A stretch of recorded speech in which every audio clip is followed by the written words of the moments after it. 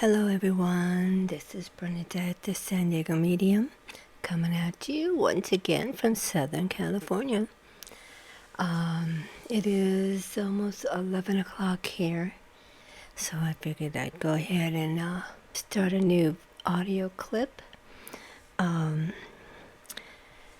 audio clip I'm going to talk about tonight is about trauma. That is a very touchy and deep subject, trauma. Now, the reason why I want to bring up this word trauma is because there's a lot of people that gone through some type of a trauma, whatever it may be, that's traumatic in a person's life, and then they realize things are happening, like they see aberrations, or they hear spirit, or they sense something like they're not alone. And I've read somewhere that when a person goes through something that's very traumatic, that opens up, it kind of gives your I guess your soul or your spirit body kind of like a shock or jolt type thing, brings your abilities up to the forefront. Okay. The reason why I want to talk about this is because I've personally, growing up, I've been through some traumatic things in my life as well. Just because I was born with these abilities, that doesn't mean that everything was all butterflies and rainbows. Actually, it was far from it. Growing up as a child, in my household was I was the baby in the family, and I was the only girl out of two older boys. So, and not only that, there was like a 5-6 years age difference. Okay, so I was very, very young. So in the home, my two older brothers are like rugged, you know what I mean, like rough and tumble type guys, And then me, I'm called the girl child, and I'm a little more sensitive. And sometimes growing up, I was like almost like one of the guys, because I was like a tomboy growing up. So I was involved in sports myself. I was involved in softball, and my family members at my ages as well, my cousins and stuff, they were all into softball. So, I mean, I can literally have my whole entire team being a relative. Okay, we on my dad's side, we come from a very large family. So, and they were also like sports minded. So I think I think I was like maybe 6-7 years old, and I had like maybe 5 of my own family members on the team, my cousins. So, but anyway, getting back to the trauma, I have experienced my own personal traumas. When I've gone through my own personal traumas, what it did for me was, I wouldn't say withdrawal. I was more isolated mentally, okay, and closed, and I had my walls up and everything like that. The guarded. I didn't trust too many people, or hardly anybody. I didn't trust family members, things like that. So, so I had my own personal traumas. And but even before these even traumas started, at the age that I remember, I've always, my abilities has always been there, before all this started happening. So growing up, And being an empath, I didn't know until years later that I was an empath. But reflecting back, I noticed that there was a lot of I was like overwhelmed, sensitive, things like that. My mom used to tell me, "Oh, you're just too sensitive," or "Oh, I'm overreacting," and things like that. Well, those are signs of being an empath, have empath abilities, because sometimes what happens is that when empaths absorb or sense other people's vibrations. So I'm going to give you an example. Excuse me. An example, say my mom, years later, she was diagnosed as a manic depressant. So, but we didn't know this when I was young, when I was a child. So, a lot of times, like I said, I was kind of like one of the guys and things like that. I was a little rough on the edges too. Okay, so like I said, I grew up with two older brothers, so I mean, I didn't have a sister or anything, right? So my brothers was all that I knew, seeing how they were like both my brothers was in football, like Pop Warner and all that, and I don't know, I think they did baseball too. I don't remember, but I do remember. I do recall the football thing. Like later in years, my mom was diagnosed as a manic depressive. So when you're grown up in that type of a household where the person is a manic depressant, I was me being the youngest and the baby in the family, and I was still a child. Like I said, I was like 6 years age difference. I was basically the only one home, right? So, because my two older brothers was like already in their teens, and they would go out with their cousins or with their guy friends and hang out or whatever. They were never home, so it's just me. So my traumas experiences that I was going through is that I was getting a lot of the brunt of things that was going on with my mom, because like I said, she was a manic depressant. So and then also she was also having some migraines, headaches and things like that. So I would sometimes be oversensitive and things like that. And then it was growing up sometimes was a mess. It was not, it was hard.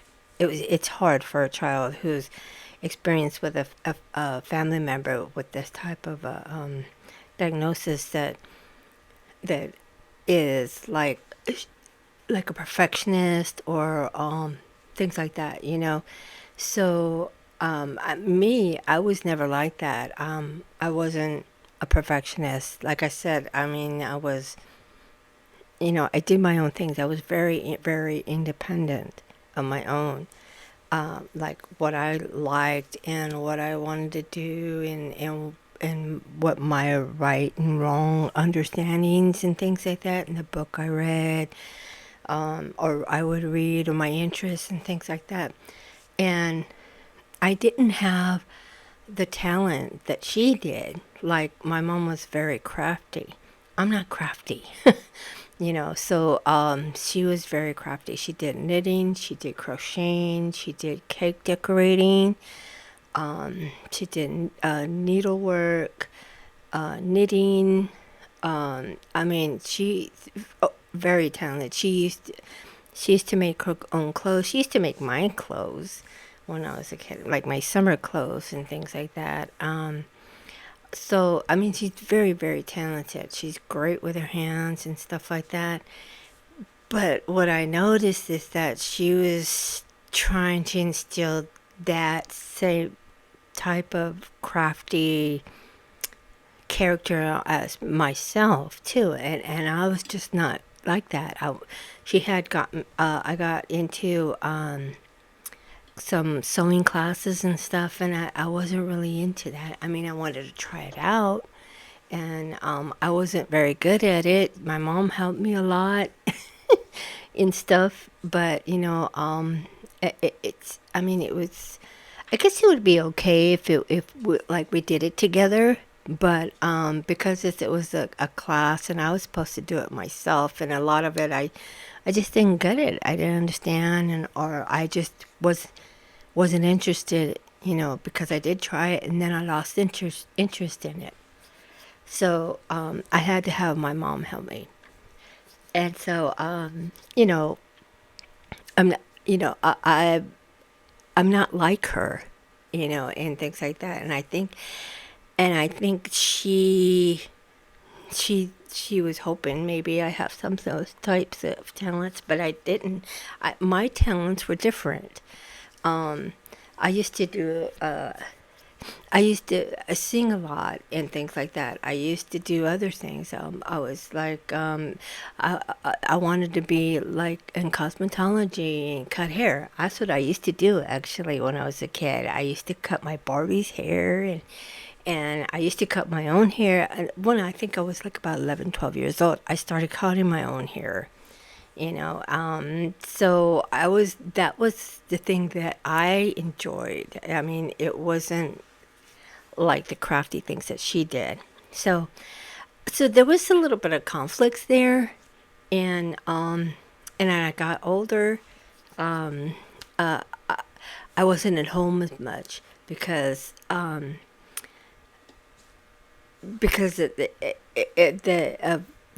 I would say the atmosphere or the energy in the home was just it was just nuts. Okay. And at one point, I think maybe my mom got into it one time, and I had told her. So what happened is that a family member, like one of her brothers, when they were young, one of her brothers left home. He left home when he was young, and he even went to the point in changing his name. Okay, so at that time, me and my mom I was in my teens at that time, and me and my mom was getting into it. And then I told her just straight out, I said, you know what, no wonder he left the family. I said his name, but I just said, no, I said, no wonder why he left his family. Because in a sense, what I'm saying is that how she grew up with her mom and her siblings is how she was trying to raise. I mean, she wasn't trying to raise it. It was just something all that she knew, right? So because she didn't have a way out. She was the oldest in her family, so she had to start work when she was young, and she comes from siblings of 7. So that was a really big responsibility for her, for being a young child, being at 13. But at the same time, there was a lot of conflicts going on in the home as well. So I understood that when I was young, but it was just that we got in these fights sometimes, and it just came out, you know, because I was trying to have her understand that what she's doing is she's repeating history of her childhood life into ours and not changing it for something better, right? So it's like, I don't know, because I remember when I was a kid, when my mom would do something that wasn't right, in my head I kept saying, that's not right, that's not right. And see, back then when I was a kid, you don't tell your parents that it's not right.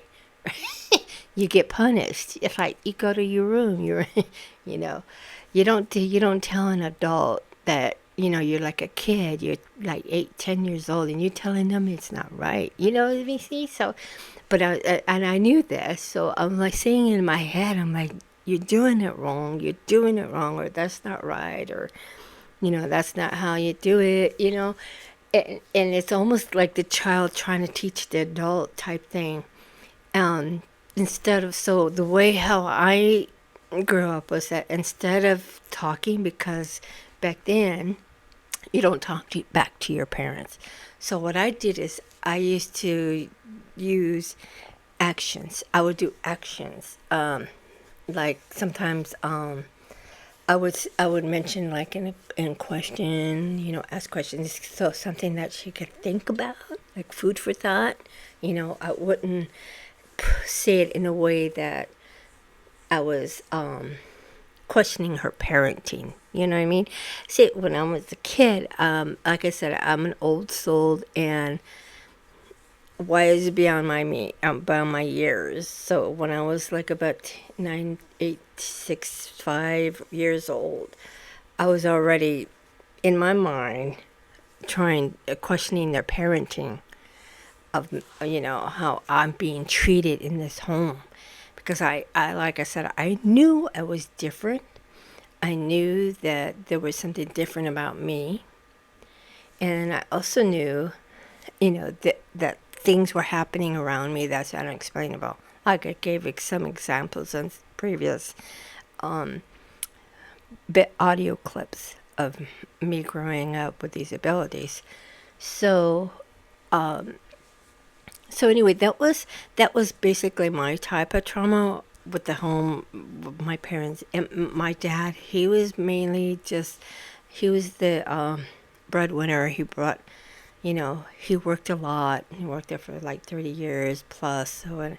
And so he wasn't home during the day, or during the time me and my mom would have these conflicts. And then by the time my dad gets home, it was over, you know.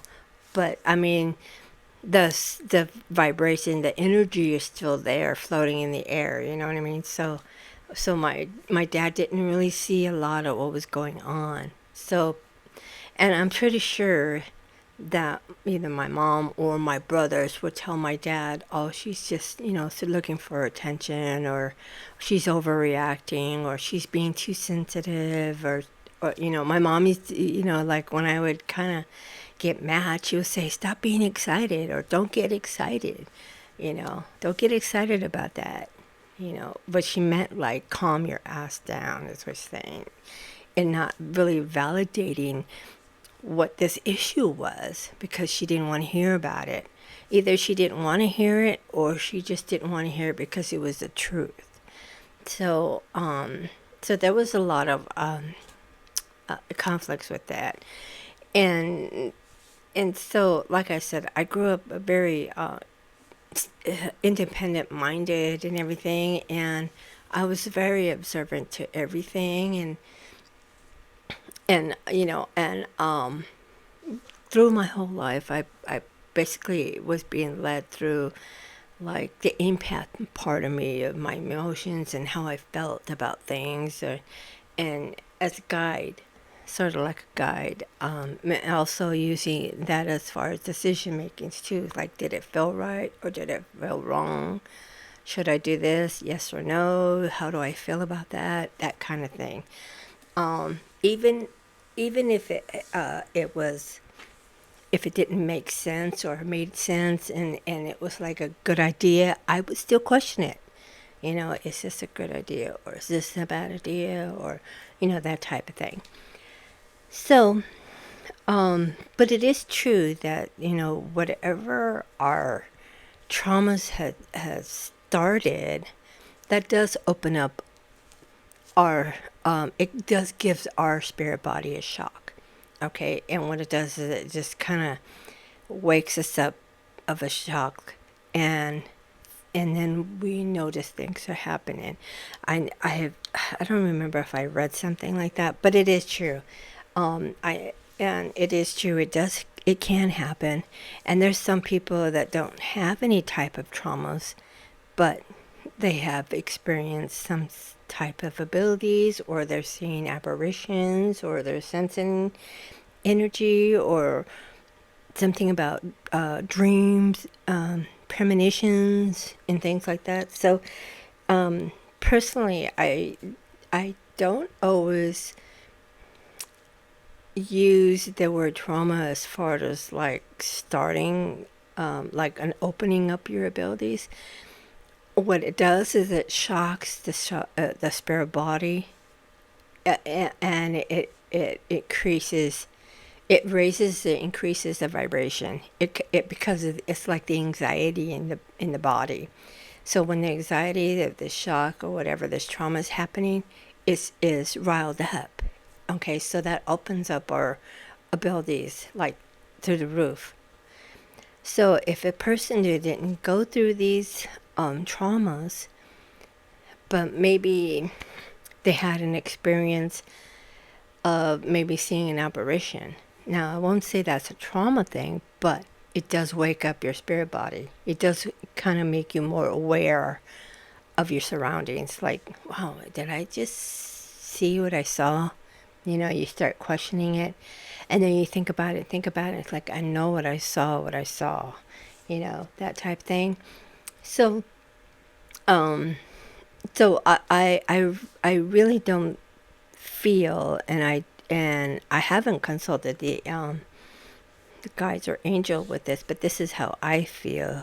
As my opinion about it is that regardless if you've gone through some type of a trauma, personal trauma, or witness the trauma of somebody else, that you happen to see something or hear something that is traumatic to you, the abilities does shock your spirit body, but you've always had these abilities from since when you come down to the earthly planes. So when you're born, this is when you're activated, pretty much. Your spirit body is activated. The soul is entered into your body of the baby infant body. In the infant body, I call it as a temple. Okay, because what it is this temple that holds the soul inside, right? So, and then that's when the journey begins. When you first cry, when you first breathe, you know, things like that. When you first take your breath of fresh air, when you first cry and you're screaming, when you're born, you know, when the doctors want to make you cry to clear your lungs and your throat and everything. So you don't necessarily have to be in some type of a trauma to have these type of abilities. It's just that when these traumas happen, it just shocks your spirit body, and it increases the vibration, and it just wakes everything up, all your senses, and things starts to happen. Now, what happens is that when we go through these type of traumas, we go into this side, kind of like this mental isolation. This is what I call it, mental isolation, is that then your physical body starts to withdraw. What happens is that your things change. It's a shift. So like before, a person is happy and having fun and, you know, relaxed and being, you know, talkative, holding conversation, and that type of thing. And then when the same person has gone through some type of a trauma, they change. It changes them. So when it changes them, it changes everything. It changes their mind. It changes their being, their emotions. It changes, and then from all that, then we start to our withdraw and isolate ourselves. We begin to isolate, and then we look more inward, and we focus only on ourselves, and we are oblivious from what's around us. We're only focused on that one type of trauma or several traumas, whatever it may be, and it replays and it replays and it replays, and then once it keeps replaying, then we get more isolated, and then it starts to get dark. Like maybe if it's like if a person is keeping a journal, then like in the beginning of the journal was like happy, fun, and flowery, right? So about maybe towards the end of the journal, it starts to get dark. It starts like, why am I here? What am I doing here? And everything, I feel so alone. And, when it talks about the inner person, and that's part of the isolation that we feel when we talked about the inner, and also growing up in my teens, I was really struggling. Like I said, there was a lot of, like I said, I'm very independent growing up, so. And as I got older, I got more bolder. Okay. So, and it was like brutally honest sometimes. And so that created conflict. And, and what I do is when I'm honest, it wasn't to make the person feel bad. It's for them to understand and look at what they're doing. I had a person told me one time is that when I speak with somebody, it's like they see a reflection of themselves when I'm talking to them. So what happens is that when they're in denial and they're not accepting this truth, then that's when the conflict happens because they're not accepting the truth. So that's basically what I don't know, through my whole years of growing up, it's like a teaching thing. And like teaching, being an example, giving advice, things like that. So I would try to be honest, but sometimes when I'm too honest, I tend to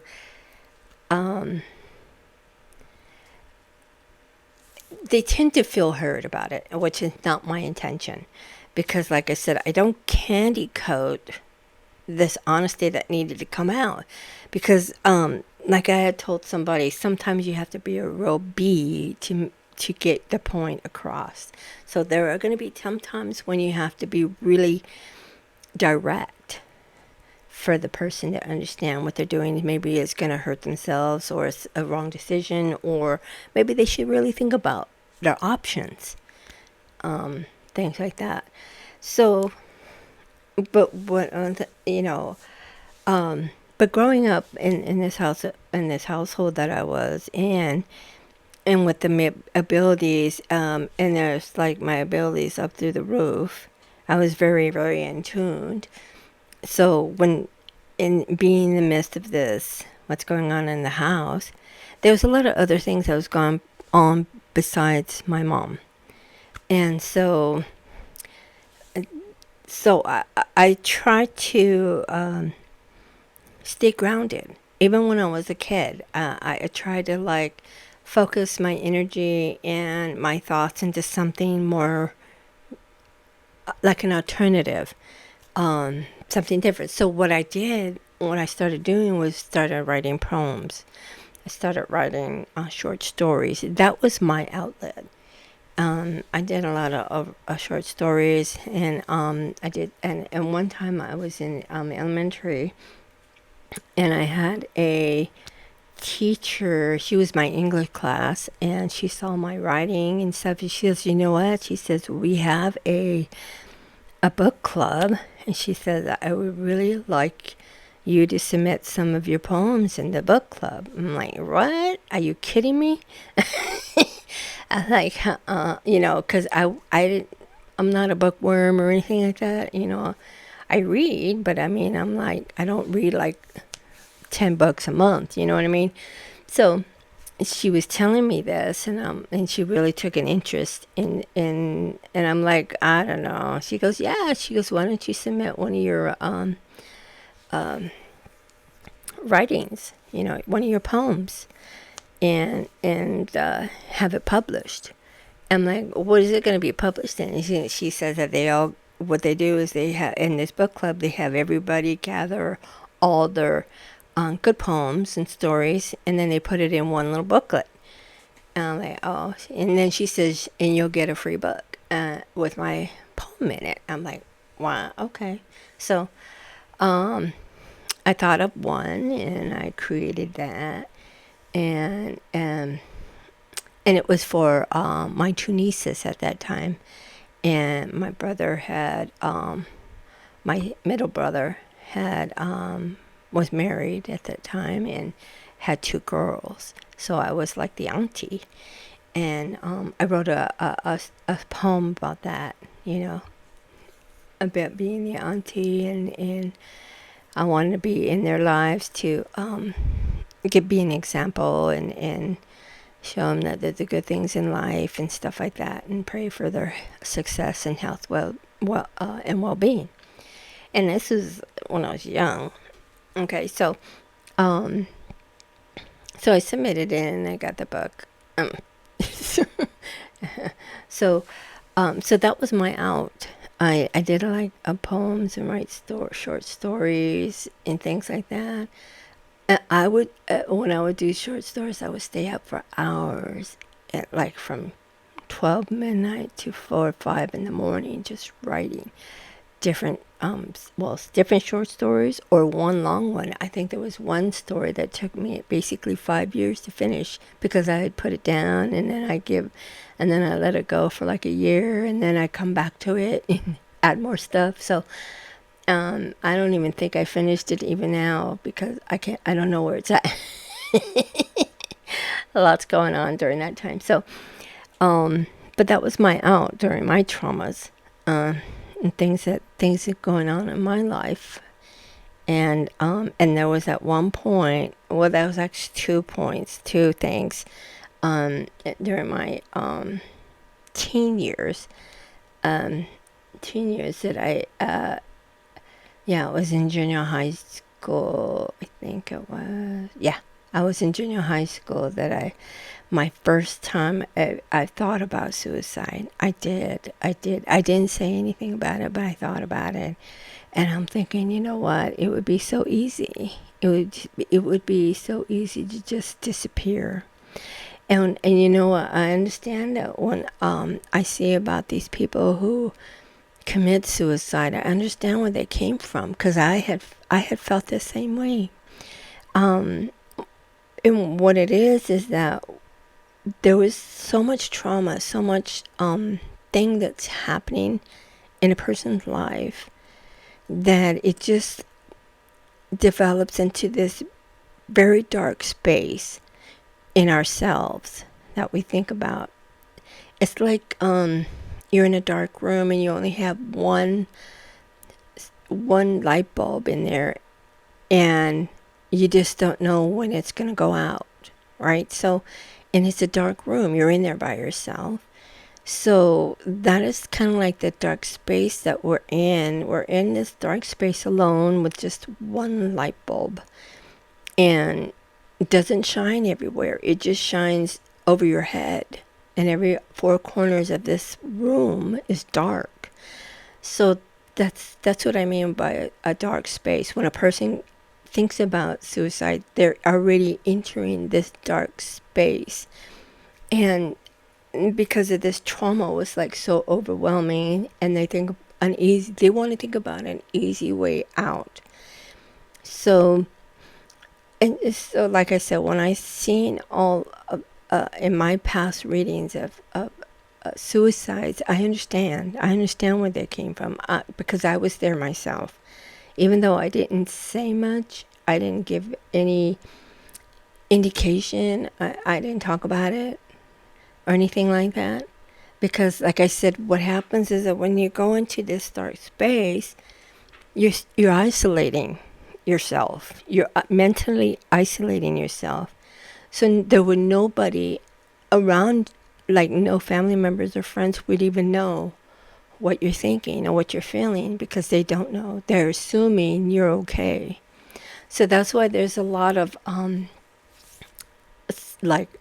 people will say, wow, this like came out of nowhere. Well, no, what happened is that it's the gradual thing that ended up into this really deep, dark space that they're in, and that they're looking for a way out, and mentally a way out. And then it goes into, then they start the planning, and then it gets into something physical. So it starts inward, and then the isolating of ourselves. And then we just started, and if this trauma thing or whatever is happening to the person, it repeats itself, in their life. It repeats themselves, repeats, or they still, this feeling that they're going through the emotions or maybe the abuse or whatever, it repeats itself, and it really beats them down mentally, right? So it beats them down mentally, and the more that happens, the more mental abuse happens or the physical abuse happens. It just like their mental state and their emotions just get smaller and smaller and smaller. And if you could think about, I don't mean to be funny about this, but this is just the idea that it kind of give you a visual, a mental visual. It's like the Grinch. You know, I've seen the part in the Grinch where he sees his heart and it's shrinking, right? It's like shrinking, shrinking, shrinking. It's the same thing when there's like everyday abuse, mental abuse, physical abuse, whatever abuse it is, or whatever trauma it is. It's like it's taking a layer of that person off. It's taking a layer of their confidence. It's taking a layer off of their strength. It's taking a layer off of their freedoms, you know, to breathe, to talk to people. It's taking a layer off of their mental state. I mean, it affects everything about your body. It affects your mind. It affects your soul, and then the end result affects your physical body. So, I know there's a lot of people who are like, well, how did you like prevent not committing suicide? That's a great answer. That's a great question. And like I said, this was during my teen times. What happened was when I thought about it, and then I would immediately hear a voice saying, it would say, don't let them win. Don't let them win. Don't let them win. That's all I heard. And I'm like, what do you mean, don't let them win? And I had to think about that because I kept hearing it over, over, over in my head. Every time I felt like I was going into this dark space again, or every time I felt the thought like, you know, it would just be easier to just disappear. Every time that thought, just the thought of it that came out, not actually doing the physical thing or anything, but it was just like the thought of it, that I would hear that voice again coming out saying, don't let them win. Don't let them win. So after a few times of hearing that, like every time that came up, I was starting to understand what that meant. And what that meant was that what happens is that, say, like if you were to go ahead and just disappear, then that person won, or the enemy won. They won, they took over you. So that's what they were telling me, is that don't let them win. Stay alive. Prove to them that you are stronger than that. You are stronger than this. So me being alive is proof that you can win. Okay? So, like I said, it was 2 times. Like I said, there was 2 times it came up. Because the first one was I was in young teen. And I just felt like there was a strip of my being just being ripped off, you know, and I felt that I was getting smaller and smaller and smaller, and slowly it was like something of my freedoms, my emotions, and everything was just getting stripped, a layer off. Each time some type of abuse would happen, each layer would cut them off. And so they would say, don't let them win. Don't let them win. Prove yourself. Prove to them that you are stronger than this. You are stronger than them. So they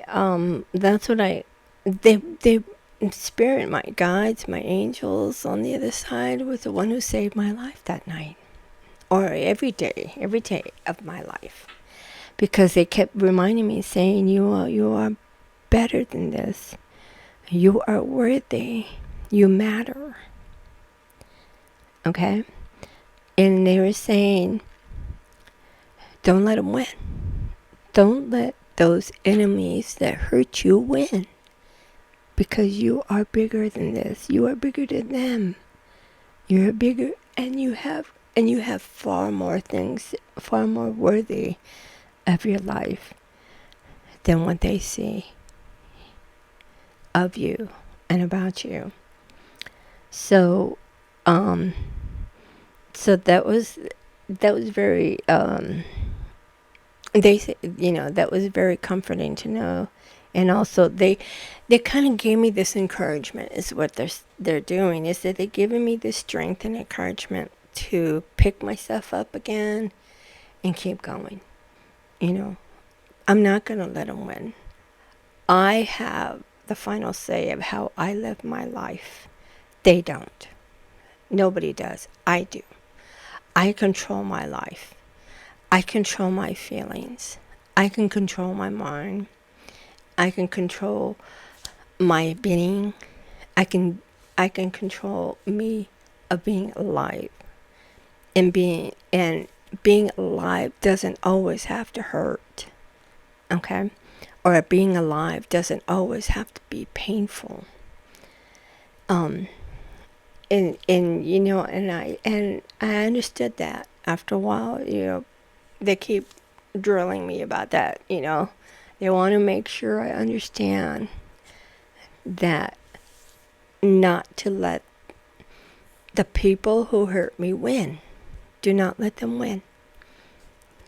Okay? So I thought that was very enlightening for me for being a teen. It's like, okay, you guys are watching out for me. I get it. Because during that time, my teen times, I wasn't much of a religious person or anything like that. But I am fascinated with a lot with history. Like the Bible history and things like the miracles. And things like that. So so it was very enlightening and interesting how they worked with me to keep me alive. Like, they would always bring up that incident about me being in this car accident. Remember, you could have died then, and it was an accident, but you didn't. You're still alive. You still have work to do. There are still people here that needs to be touched. There's still some people here that needs healing. There's still people here that needs to hear words of encouragement. There's still people here that needs to know that they are worthy and that you tell them you understand where they're coming from. You feel their pain. Understand their pain. So, when I was growing up, like I said, it wasn't all rainbows and butterflies. I've had my due of traumas and abuse and things like that. And, if they truly heard everything that I've been through, you would say, wow, I would have just ended it a long time ago. Some people would say that if they heard about it, but hearing me talk about types of trauma, you wouldn't think anything happened in my life, but it wasn't all pretty. It was, an experience, I would say. So, I hope this message helped you and understand. When I tell people I do feel their pain, I actually do feel their pain. And because in certain situations, some of the people that have been hurt and abused or have experienced some type of trauma, I have had experience in that. And even though if I didn't have a certain experience as me being an empath, I still feel it. So, and from what I understand, is me being an empath is help. They say that it's the reason for that is because so I can understand the soul better. So I'm thankful for that. I know there's a lot of people that don't understand about being an empath. Being an empath is a traumatic experience in itself. But when you're in a home that has some type of an abuse, that's like 10 times worse. Because when you have an empathic abilities, and then you have going through all this mess that's going on in the home, it's beyond overwhelming, especially from a child's point of view. So anyway, that was one of the things that I wanted to bring up, was about trauma. But I know there's a lot of talk about when somebody's going through some type of a trauma, then they start experiencing these psychic experiences. And that was the reason why, is because it's shocking your spirit body. It's opening up, and you're thinking inward. You're thinking inward. You're almost isolated, but not quite. You're still thinking inward. So when something unexplainable happens, you're aware of it, you notice it. And then when you acknowledge it, then more of it's going to happen. And that's why some people just don't understand what's happening. And that's why I give out these programs. I have a spirit awareness program to help, so they can understand and get a little education. It has nothing to do with any type of spirit work, like being a medium or a psychic reader or anything like that. It's mainly a personal awareness of themselves, of the reason why they're going through certain things that are unexplainable. That's paranormal, or some people will call it magical. And there are some people that has a beautiful life, haven't had any bad thing happen in their life, but yet they're having experiences with the paranormal. And so it doesn't really matter what background or your life experiences. Abilities happen, whether you're rich, poor, happy, sad, educated or uneducated. It doesn't matter. It doesn't matter what political affiliation you are. Having abilities is not I would say it's not like a religion or anything like that. It knows no boundaries.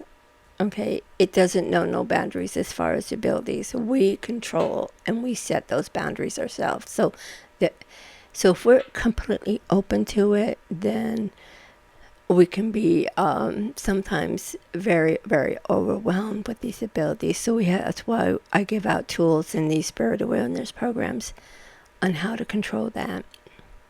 Because like I said, we are the people who have the final say of how our abilities are being used. Okay, so that's what I wanted to talk about, share a little bit about myself. I'm not too sure if it's ranging between a child, but yeah, my situation did start when I was a child, but my abilities started way before this incident happened. So, because I've always been aware, like I said, 2, 3, 4 years old, 5 years old, I've already been in tuned. I already knew what was up, so to speak. And then later, as I got older, that's when the trauma started to happen in my life. But in the back of my mind, I've always known I had these abilities. It's just that I just thought I just had abilities, but I didn't know how I can manifest them, or how I can work with them or use them, or how they are good for me, or anything like that. I wasn't educated, and I didn't have anybody teach me.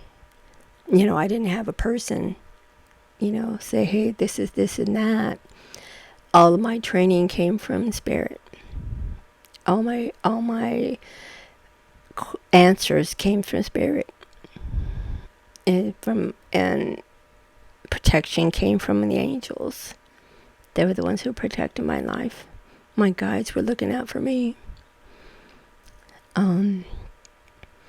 So that was part of, the thing. That was one of the things I wanted to bring up. That there's going to be another audio clip, but that's going to be something different, more of a lighter note. But this one, I felt that I really needed to bring out because I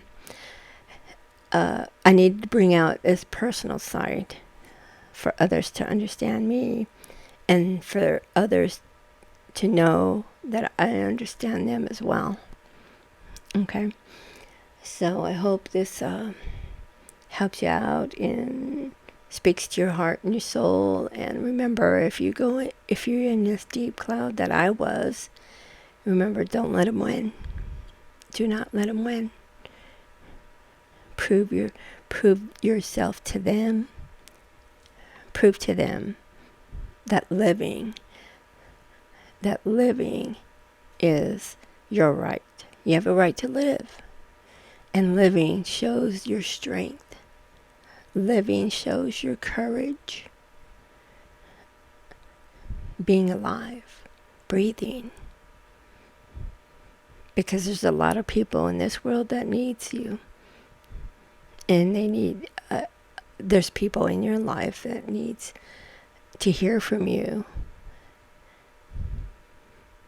So, also, I just saw really quick, I wanted to mention that if you're in the United States and you're hearing this and you think about suicidal thoughts or anything like that, or any type of a crisis, you can dial 988 or text 9888. That's a suicide crisis line center where they can help you. They didn't have that when I was a kid. I think back then you basically either go to your parents or your pastor or a priest, that type thing. But now they have centers, people that you can actually contact, get in touch with, that can help you, that can talk to you. And there's no shame in that. And that shows you have strength too. That shows that you're overcoming the enemy, or overcoming any type of this dark space that you're experiencing right now. Remember, it's 988 if you're in the United States. Also, you can look it up on the internet too. Suicide and crisis centers in your area, if you want to do that. All right, so I'm going to end and close this, and I want to thank you for listening. And I will I will share another audio clip of something else that's different. All right, have a great evening. Bye-bye.